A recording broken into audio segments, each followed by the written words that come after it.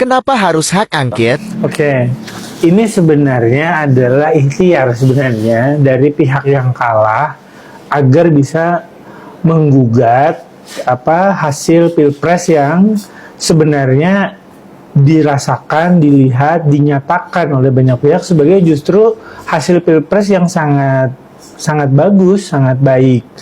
Itu dikonfirmasi sebenarnya oleh lembaga-lembaga survei yang melakukan survei post election, jadi pasca pencoblosan. Itu sudah ada 2 lembaga yang melakukan rilis itu.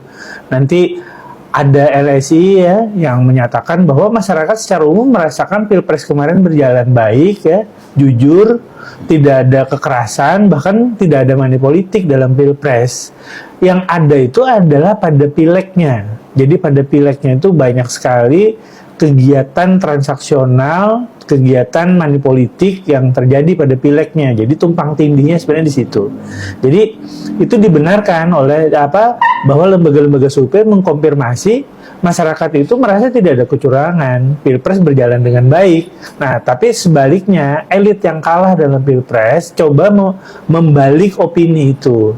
Mereka sadar betul kalau diajukan melalui Bawaslu, dia tidak punya bukti, karena itu pasti kalah.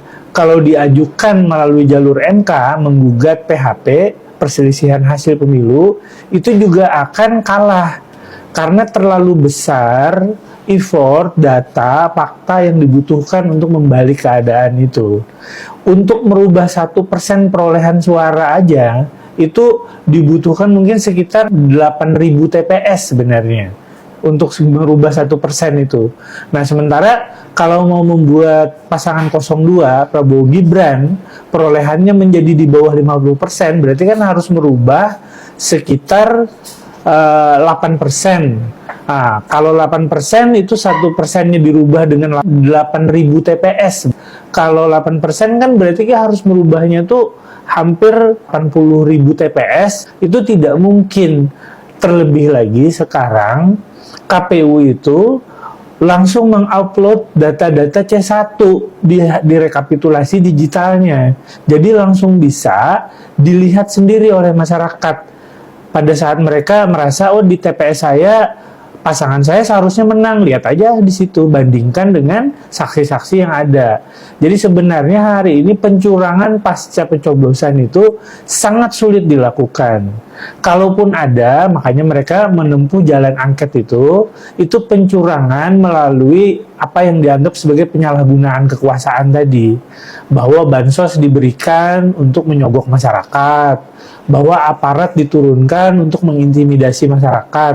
Tapi sampai saat ini kan tidak ada bukti itu dilakukan secara TSM tadi, struktur sistematis dan masif.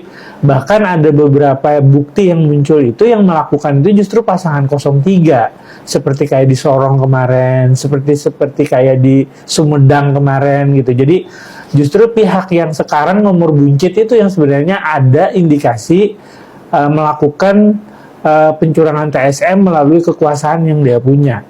Jadi akhirnya makanya mereka mau jalannya tidak melalui jalur pemilu, tapi melalui jalur politik. Tujuannya sebenarnya bukan menggagalkan pemilu ansih, tapi mendelegitimasi hasil pemilu sebenarnya. Mendelegitimasi hasil pemilu ini agar kemudian ujung-ujungnya nanti masyarakat tidak percaya sama pemerintah, dan nanti suatu saat kalau terjadi satu kondisi misalnya krisis, mereka bisa menuntut untuk pemilu ulang atau pilpres ulang. Saya kira targetnya adalah target politik sebenarnya. Dan ini adalah lebih kepada orang tidak siap kalah sebenarnya di dalam pilpres ini. Sikap orang tidak siap kalah sebenarnya. Dan mungkin juga lawyer-lawyernya itu ada kepentingan untuk dapat pekerjaan aja. Jadi memanjang-manjangkan urusan sebenarnya. Ini yang tidak sehat. Jadi mengorbankan suara rakyat yang sebenarnya menganggap suara rakyat itu adalah hasil kecurangan, itu sebenarnya satu penghinaan terhadap proses demokrasi yang sedang berjalan.